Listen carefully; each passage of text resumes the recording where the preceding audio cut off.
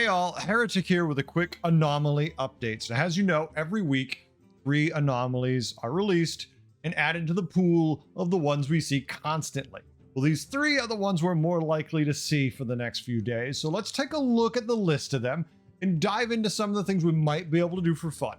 Now, I'm just scratching the surface of these. This is all theoretical because none of us have got our hands on it yet. By the time this is posted, you might be starting to see these come live. So let's jump right in and take a look and see what kind of cool and weird things we're going to have to deal with. Right off the bat, we're going to start with Golganath's Tempest. Minions cost 2 gold. You cannot refresh the tavern. It refreshes itself after you buy a minion. So right off the bat, we have to think of this kind of like Millhouse, but Millhouse having the best day of his life. What we have is our minions are 2 golds. That means anytime you get a minion that's going to give you either coins or extra cards, be it a discover or some other trigger, they're essentially free. When you buy one of these, you're looking at getting cards for free, which means you can buy another card to refresh the next shop and just keep cycling to find the cards you're looking for. So obviously this sounds like this would favor digging for a certain build. The only problem is when you see multiple pieces of that build in the shop, you have to prioritize because you can only buy one of them. So you really need to think about what this is going to benefit. Now, we do have a ban list. It just came out. Elementals are completely banned from these shops. MarkMcKz and Treasure Seeker Elise are all banned. Now, in the case of Elementals, it's because, well, they get free refreshes. They get lots and lots of an economy for making minions, and they get really busted because every time you refresh, you can buff your minions more. So, no, bad Elementals have to be out. MarkMcKz is because, well, he's not really useful. His thing is you get free refreshes.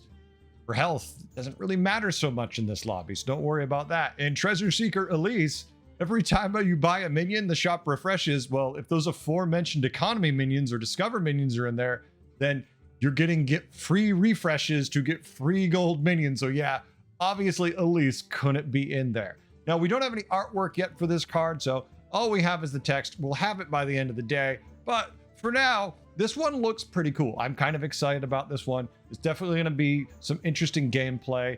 And it's interesting that you see all of those banned, but you don't see something like Millhouse being banned. What's the benefit of playing Millhouse in this particular one? Your minions cost 2?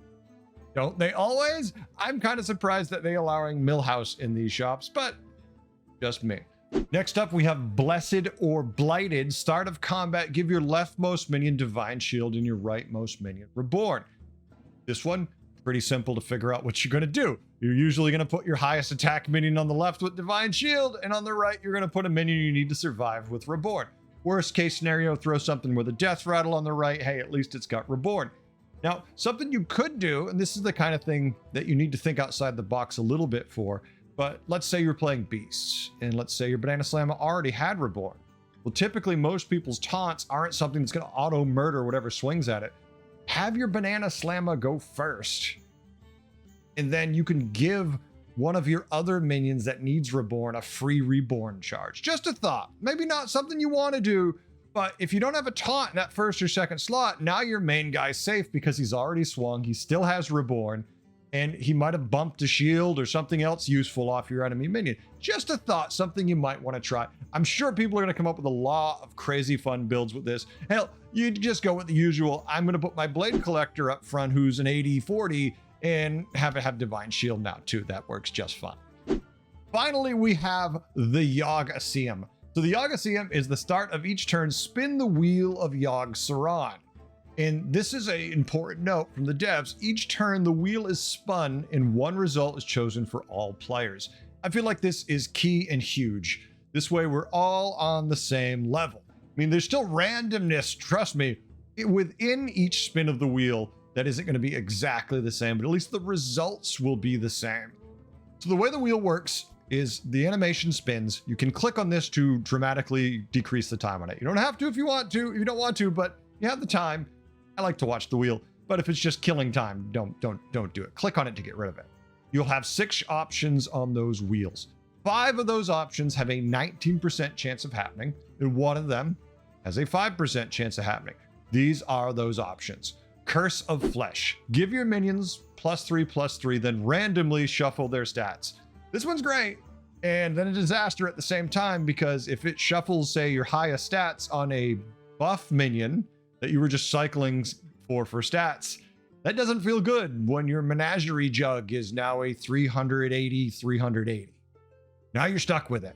And when your main minion becomes a 4/4, feels really bad. But that's the wonder. Oh, I'm sorry, a 7/7, because it would get +3/+3. Then now you have to keep it, right? Next up, we have Devouring Hunger. Consume all minions in the tavern and give their stats to your minions, then refresh it. So basically everything in the shop, hopefully not a triple you had frozen, gets eaten and added randomly to your minions. It's a good one. Think Firebat if you can't think of a picture in your head. Next up, we have Hand of Fate. Hand of Fate works exactly like if you were playing Ticketus, where every 4 turns, the tickets will upgrade in quality. So obviously the turn 2 one you get will be a hell of a lot weaker than the turn 12 one you get. Mind Flayer Goggles. Steal all the minions in the tavern, then refresh it. Wheel spins, all of a sudden it's 5 minions in your shop, you get all 5. Make sure you have some room in your hand. You always have to kind of be aware of it, especially during this particular anomaly, that you might be getting a full shop worth of minions.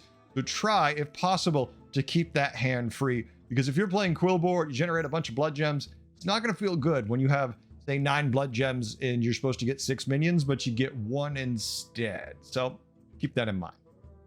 Mystery Box. For the rest of the game, your hero power triggers an extra time when used. Yes, you heard that right, an extra time when used. Now, unfortunately, if this is a one-shot only, I mean, if you haven't used it yet and used your hero power, if you're Reno, you can double gold the same minion.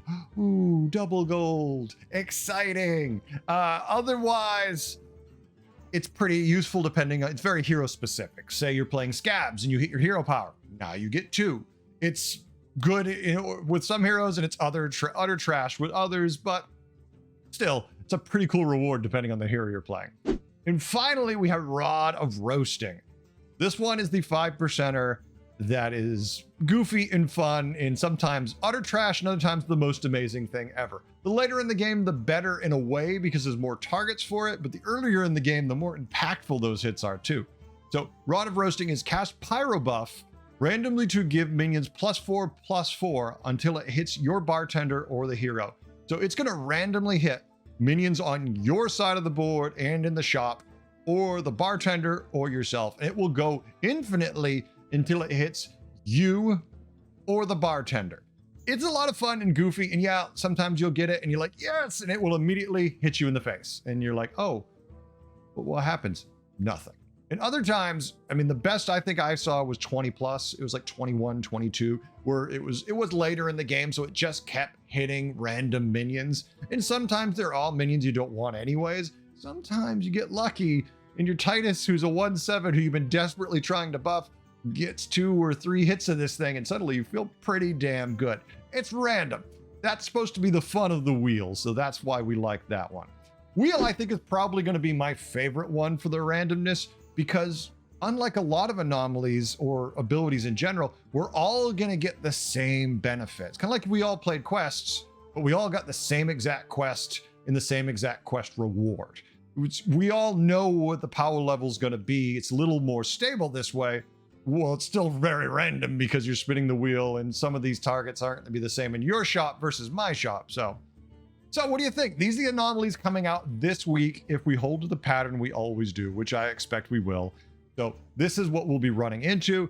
I'm pretty excited about all 3 of them. I think they're fun and offer new possibilities.